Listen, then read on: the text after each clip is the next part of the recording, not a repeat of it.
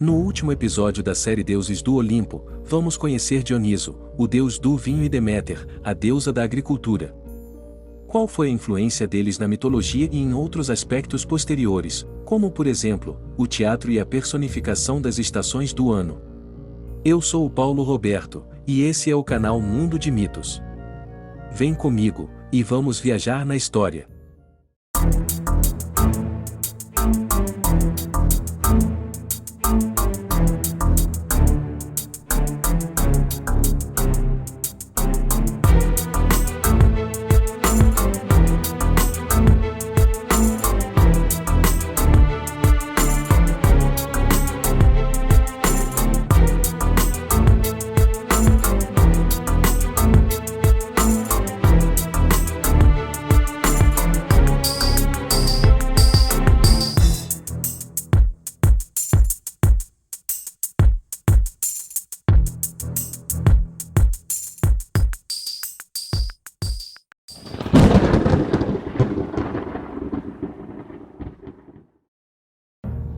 Dioniso.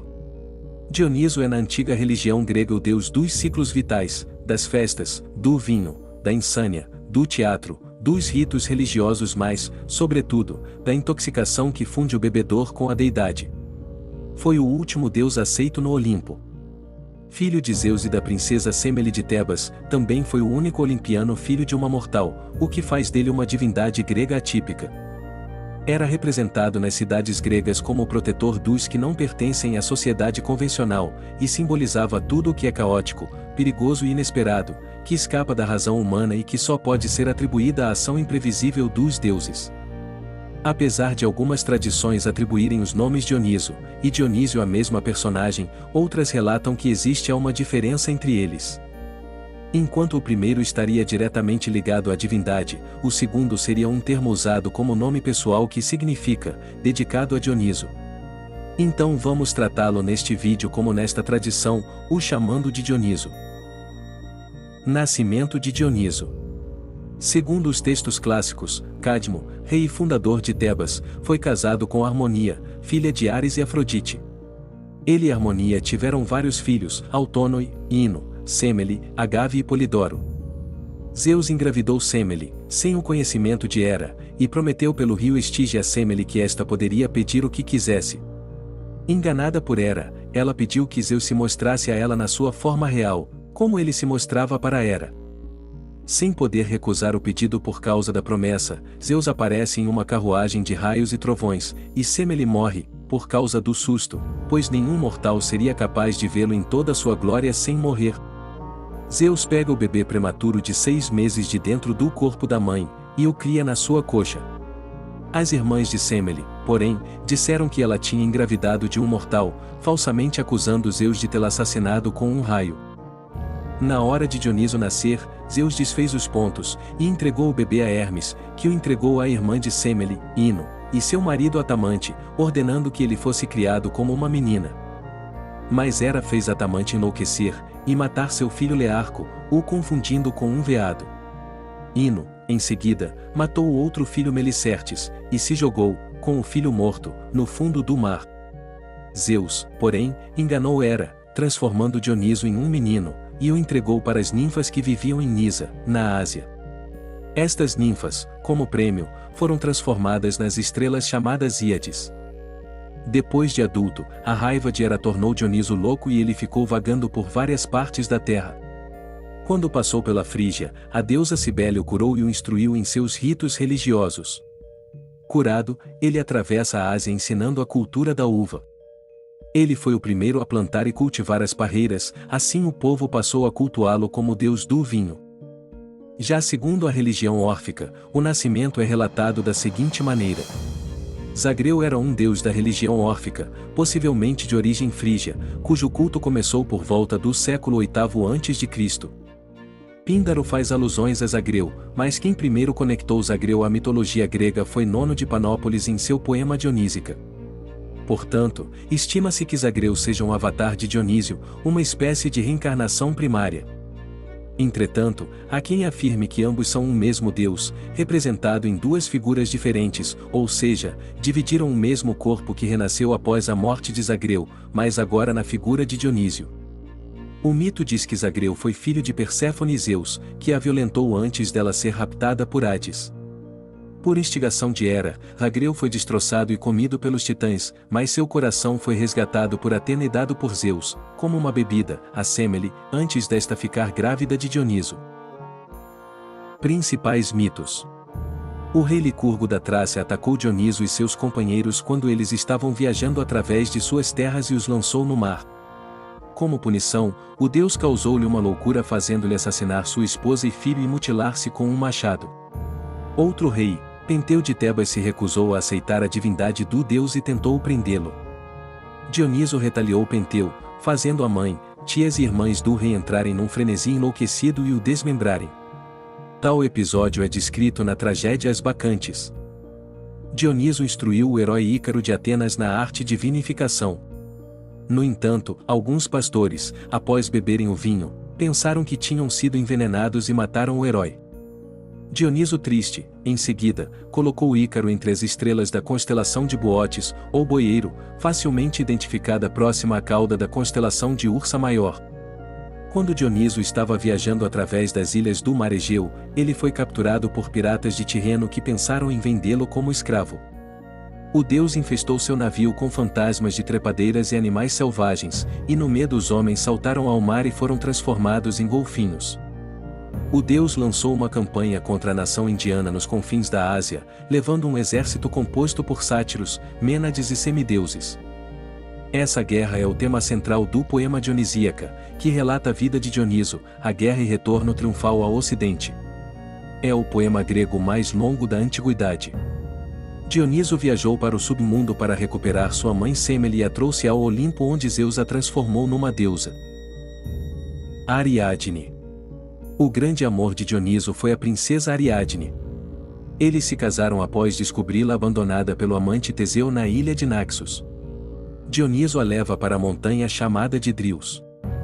Depois disso, os dois desapareceram, e Ariadne nunca mais foi vista. No entanto, existem várias versões conflitantes sobre o mito. Na versão de Pseudo-Apolodoro, Dioniso se apaixona por Ariadne, a rapta para Lemnos, onde ela tem os filhos Toas, Estáfilo, Enopião e Pepareto.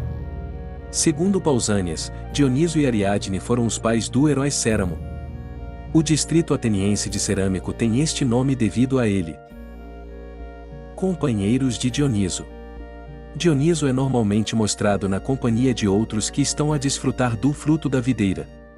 Uma figura incontornável é a de Sileno, seu professor, companheiro fiel e notório consumidor de vinho.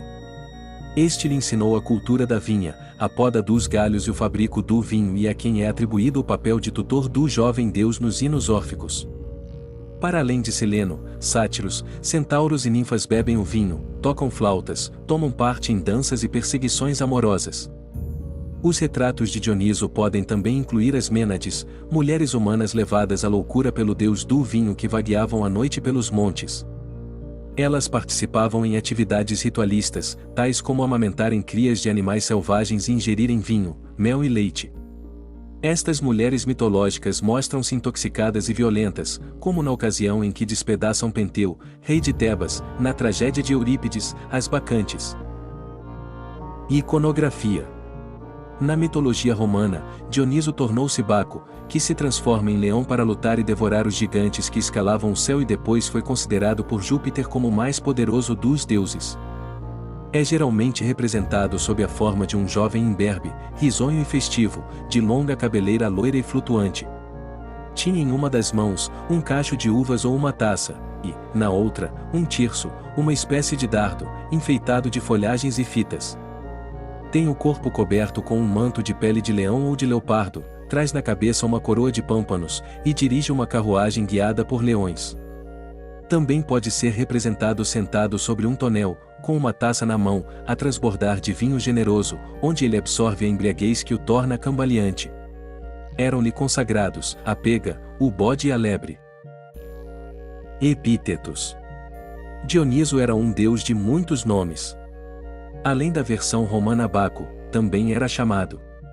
Dendrites, aquele das árvores, referente à fertilidade atribuída a ele. Brômios, aquele que faz trovejar, ou, aquele que grita alto.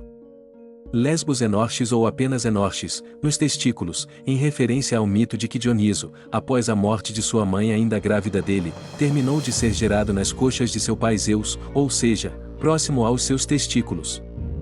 Eleutérios, o libertador, epíteto tanto para Dioniso quanto para Eros. Nos rituais de iniciação de Dioniso, os futuros bacantes gritavam um mantra invocando todos os nomes dele. Dioniso e o teatro. O desenvolvimento do teatro grego teve origem no culto prestado a Dioniso em Atenas. O festival principal no qual as tetralogias em competição, 3 tragédias e uma sátira, eram executadas era conhecido como Dionisia Urbana. Era um evento anual importante para a democracia. O teatro de Dioniso estava situado na encosta sul da Acrópole de Atenas, com lugares para um público de 17.000 pessoas. Havia também os concursos dramáticos da Dionisia Rural e o Festival Lenaia, cujo nome é um sinônimo de Mênade. As peças também eram executadas no Festival Antestéria, que honrava Dioniso enquanto deus do vinho. Os atores das peças executadas em honra de Dioniso usavam máscaras, símbolos da submersão da sua identidade na de um outro. Esta perda de individualidade era demonstrada no teatro não só pelas máscaras que os atores usavam, mas também pelo coro. Os membros do coro dançavam e cantavam em uníssono, cantando as mesmas palavras. Não tinham nenhuma identidade, cada um era simplesmente uma parte insignificante do todo, sem vontade individual. Toda a individualidade e força de vontade deveriam ser ofertadas a Dioniso, quando o deus assim o desejasse. Foi sugerido que cada herói trágico que sofre e morre em palco no grande festival dramático de Atenas, era de fato o próprio Dioniso a ser morto. Também se propôs que o enredo do sacrifício fosse o enredo original da tragédia, e que o festival de Dionísia honrava Dioniso ao reproduzir a sua morte. Segundo o mito, Dioniso ordenou a seus súditos que lhe trouxesse uma bebida que o alegrasse e envolvesse todos os sentidos. Trouxeram-lhe néctares diversos, mas Dioniso não se sentiu satisfeito até que ofereceram o vinho. O deus encheu-se de encanto ao ver a bebida, suas cores, nuances e forma como brilhava ao sol, ao mesmo tempo em que sentiu o aroma frutado que exalava dos jarros à sua frente. Quando a bebida tocou seus lábios, sentiu a maciez do corpo do vinho e percebeu seu sabor único, suave e embriagador. De tão alegre, Dioniso fez com que todos os presentes brindassem com suas taças, e o som do brinde pôde ser ouvido por todos os campos daquela região. A partir daí, Dioniso passou a abençoar e a proteger todo aquele que produzisse bebida tão divinal, sendo adorado como deus do vinho e da alegria. O instrumento musical tocado nas Dionísias urbanas era a flauta. Era utilizado um verso chamado de tirambo, e o hino era acompanhado de uma dança coral cuja coreografia possuía movimentos ilustrativos.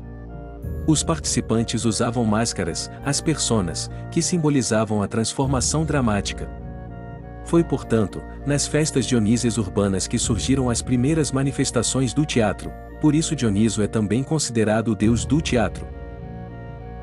O culto dionisíaco.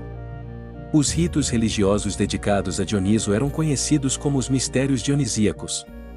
Implicavam normalmente agentes tóxicos, na sua maior parte vinho, para induzir transes que erradicavam as inibições. O culto de Dioniso assentava em rituais, mas há muito pouca informação concreta sobre a maior parte deles. Sabe-se que os ritos se centravam num tema de morte e renascimento e que a maior parte dos praticantes eram intrusos, ou seja, estrangeiros, foras da lei, escravos, e especialmente, mulheres. Acredita-se que eles entravam em transe e usavam música nos ritos. As mulheres que participavam nestes rituais imitavam a conduta das Mênades. Executavam danças frenéticas, muitas das vezes em volta da imagem de Dioniso. Nestas danças, as mulheres lançavam as suas cabeças para trás, expondo as gargantas, rolando os olhos, e gritando como animais selvagens. Também executavam um ritual sacrificial, durante o qual as mulheres matavam cabras, cordeiros e gado e devoravam a sua carne crua. Literatura e filosofia moderna. Dioniso permaneceu uma inspiração para artistas, filósofos e escritores na Idade Moderna. Em O Nascimento da Tragédia no Espírito da Música, o filósofo alemão Friedrich Nietzsche propôs que a tensão entre os princípios estéticos apolíneos e dionisíacos foram os pilares do desenvolvimento da tragédia grega.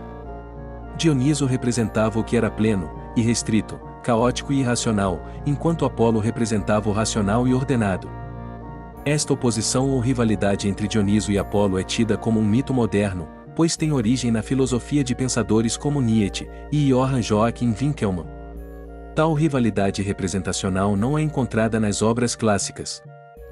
No entanto, a aceitação e popularidade do tema na cultura ocidental tem sido tão grande, que sua subcorrente influenciou conclusões de literatura clássica. Nietzsche também propõe que as formas mais antigas de tragédia grega foram inteiramente baseadas no sofrimento de Dioniso. Em Para Além do Bem e do Mal, de 1886, e posteriormente em Crepúsculo dos Ídolos, o Anticristo, e Et Homo, Dioniso é concebido como a personificação irrestrita da vontade de poder. Em A Religião Helênica do Deus Sofredor, de 1904, o poeta Vyacheslav Ivanov desenvolve a teoria do dionisismo com base nas origens da literatura, particularmente da tragédia, associadas aos antigos mistérios dionisíacos. Ivanov disse que o sofrimento de Dioniso era característica distintiva do culto, assim como o sofrimento de Cristo seria a característica fundamental do cristianismo.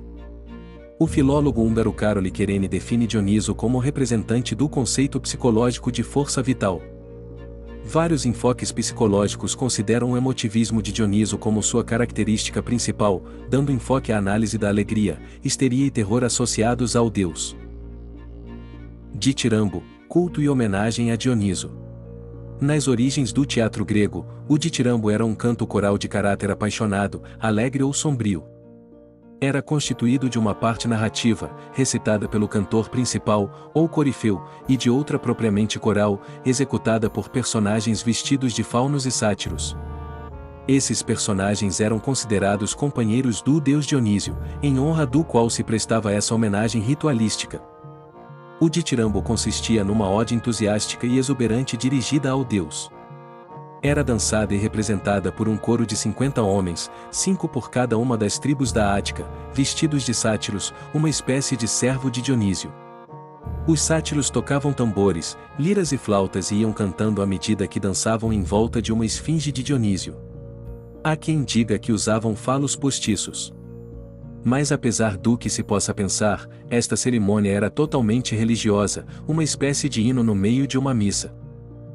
Também se acreditava que haveria o sacrifício de um animal, provavelmente de um bode. A ideia do sacrifício era conotativa, pois representava a mudança humana de consciência animal, para um nível de consciência mais elevado, realmente humano no sentido real da palavra. À medida que o tempo ia passando, o ditirambo foi evoluindo para a ficção, para o drama e para a forma teatral como a conhecemos hoje. Quem dirigia o ditirambo ia juntando gradualmente relatos de façanhas de heróis que tinham passado grandes tormentos pelo seu povo. Também as danças que no início seriam descontroladas e caóticas iam gradualmente passando a danças organizadas e elaboradas. Também se começa gradualmente a introduzir poesia no ditirambo. Deméter, a deusa da agricultura. Deméter, ou Demetra, na mitologia grega, é a deusa da colheita e da agricultura, uma olímpica, filha de Cronos e Reia. É também deusa da terra cultivada e das estações do ano. É propiciadora do trigo, planta símbolo da civilização. Na qualidade de deusa da agricultura, fez várias e longas viagens com Dioniso ensinando os homens a cuidarem da terra e das plantações. Em Roma, onde se chamava Ceres, seu festival era chamado Cerealia, sendo celebrado na primavera. Sua primeira filha foi Perséfone, que teve com Zeus. Perséfone era a maior alegria da mãe. Quando Hades a sequestrou, Deméter fez as plantas pararem de crescer por todo o mundo, e disse que as plantas só voltariam a crescer quando sua amada filha voltasse. Isso gerou uma escassez de alimento que, segundo o mito, quase levou a humanidade à extinção. Depois de muito tempo, Hades e Deméter fizeram um acordo. Perséfone ficaria com a mãe 3/4 do ano, e com Hades, 1/4. Deméter é descrita como a loira Deméter, na Ilíada, de Homero. Relacionamentos e filhos. Com Zeus, seu irmão, ela teve uma filha, Perséfone, a de braços brancos. Teve 2 gêmeos chamados Despina, a deusa das sombras invernais, e Arion, com seu irmão Poseidon. Abandonou a menina sem nome ao nascer para procurar Perséfone quando esta foi raptada. Despina, que representa o inverno, é o oposto de sua irmã, Perséfone, que representa a primavera, e de sua mãe Deméter, deusa da agricultura. Arion era um cavalo de crinas azuis, que tinha o poder da fala e de ver o futuro. Foi o cavalo mais rápido de todos os tempos e ajudou bravamente muitos heróis em suas conquistas. Deméter também é uma das deusas que tiveram filhos com mortais. Com o herói cretense Asião, teve 2 filhos gêmeos, Pluto e Filomelo, e um terceiro filho, Coribas. Um fragmento do Catálogo de Mulheres, de Hesíodo, sugere que Deméter teve um outro amante mortal, Etião, que foi fulminado por um raio de Zeus. Mas alguns estudiosos inferem que Iásio e Etião são a mesma pessoa. O rapto de Perséfone. Deméter trabalhava incessantemente junto aos homens, ensinando-lhes o plantio e a colheita de trigo, e tinha uma filha chamada Perséfone, Proserpina na mitologia romana. Uma jovem virgem adolescente com os cabelos dourados como os raios de sol. Sua mãe a incumbia de colher ramos de trigo em um campo separado dos outros, preservando-a do contato com os homens. No mundo subterrâneo habitava um deus chamado Hades, ou o romano Plutão, senhor do submundo. Em uma de suas passagens pela superfície, Hades avista Perséfone nos campos de trigo e se apaixona imensamente por ela. Indo em sua direção, agarra-a pelos cabelos e a coloca em sua carruagem negra puxada por cavalos negros que soltavam chamas verdes das ventas. A terra se abre num terremoto e Hades rapta Perséfone, levando-a ao seu reino nas profundezas. Quando Hades raptou Perséfone e a levou para seu reino subterrâneo, Deméter ficou desesperada, saiu como louca pelo mundo afora sem comer e nem descansar. Decidiu não voltar para o Olimpo enquanto sua filha não lhe fosse devolvida, e culpando a terra por ter aberto a passagem para Hades levar sua amada filha, ela disse: Ingrato solo, que tornei fértil e cobri de ervas e grãos nutritivos, não mais gozará de meus favores. Durante o tempo em que Deméter ficou fora do Olimpo a terra tornou-se estéril, o gado morreu, o arado quebrou e os grãos não germinaram. Sem comida a população sofria de fome e doenças. A fonte Aretusa, em outras versões, a ninfa Ciana, metamorfoseada em um rio, então contou que a terra abriu-se de má vontade, obedecendo às ordens de Hades. Disse que Perséfone estava no Érebo, triste mas com pose de rainha, como esposa do monarca do mundo dos mortos. Com a situação caótica em que estava a terra estéril, Zeus pediu a Hades que devolvesse Perséfone. Ele concordou, porém antes, a fez comer um bago de romã e assim a prendeu para sempre ao submundo, pois quem comia qualquer alimento nessa região ficava obrigado a retornar. Com isso, ficou estabelecido que Perséfone passaria um período do ano com a mãe, e outro com Hades. O primeiro período corresponde à primavera, em que os grãos brotam, saindo da terra assim como Perséfone. Neste período Perséfone é chamada Core, a moça. O segundo é o da semeadura de outono, quando os grãos são enterrados, da mesma forma que Perséfone volta a ser rainha do submundo no reino do seu marido. Durante o inverno, Despina mostra sua ira contra seus pais e sua irmã, congelando lagos e destruindo plantações e flores. O mito do mistério de Eleusis. Esse mito narra que enquanto Deméter seguiu vagando pelo mundo grego atrás de Perséfone, chegou à cidade de Eleusis. Disfarçada de velha, foi convidada por Celeus para jantar com ele e sua família. Chegando lá, Deméter encontrou Demofonte, filho de Celeus que estava doente. Ela curou Demofonte e iniciou um ritual para imortalizá-lo, mas foi interrompida por Metanira, esposa de Celeus. A interrupção desagradou Deméter, que revelou sua identidade e exigiu que o casal construísse um templo para ela em Eleusis. Esse templo teria marcado o início do culto a Deméter nessa cidade grega.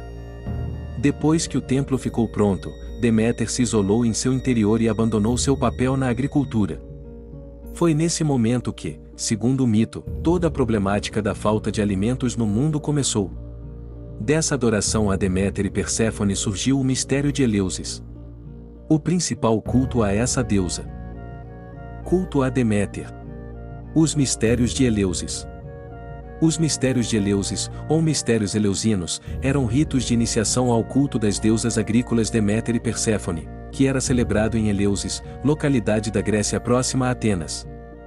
Eram considerados os de maior importância entre todos os que se celebravam na antiguidade. Estes mitos e mistérios continuaram importantes no período helenístico, tendo se transferido ao Império Romano e sinais dele podem ser notados em práticas iniciáticas modernas. Os ritos e crenças eram guardados em segredo, só transmitidos a novos iniciados. Estudiosos propuseram que o poder dos mistérios eleusinos veio do funcionamento da ciciona, uma bebida fermentada com princípios psicoativos, como agente psicodélico. O culto. Deméter e sua filha, Perséfone, presidiam aos pequenos e aos grandes mistérios. Daí seu prestígio. Muitos desses mistérios ainda não foram totalmente desvendados. No entanto, no grande complexo de templos de Eleusis, notadamente no grande templo de Deméter, o Telestério, os estudiosos têm descoberto esculturas e pinturas em vasos que representam esses ritos.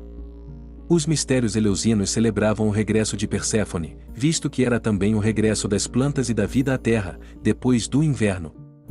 As sementes que ela trazia significavam o renascimento de toda a vida vegetal na primavera. Se o povo reverenciava em Deméter a terra-mãe e a deusa da agricultura, os iniciados viam nela a luz celeste, mãe das almas e a inteligência divina, mãe dos deuses cosmogônicos. Os sacerdotes de Eleusis ensinaram sempre a grande doutrina esotérica que lhes veio do Egito. Esses sacerdotes, porém, no decorrer do tempo, revestiram essa doutrina com o encanto de uma mitologia plástica, repleta de beleza. Entre os participantes estavam provavelmente figuras influentes como Sócrates, Platão, Aristóteles, Sófocles, Plutarco e Cícero. O mito simboliza o lançar sementes à terra e o brotar de novas colheitas, uma espécie de morte e ressurreição.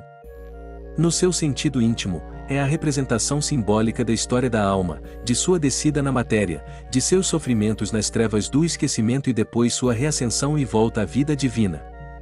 O mito de Eleusis ainda se encontra vivo hoje nas diversas escolas iniciáticas que ainda persistem, como a maçonaria.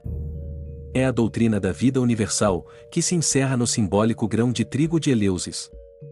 Ele deve morrer e ser sepultado nas entranhas da terra, para que possa renascer como planta, à luz do dia, depois de abrir caminho através da escuridão em que germina. E com esse vídeo encerramos a série que apresenta um pouco dos 12 deuses do Olimpo. Mas a mitologia grega é vasta, e teremos também vídeos sobre heróis, monstros, além de outros deuses gregos que estão fora do panteão olimpiano, como Hades por exemplo. Este, apesar de ser uma das principais personagens desta mitologia, não congregou com os olimpianos, pois assumiu a função de governante do submundo. Um abraço do Paulo, e até o próximo vídeo.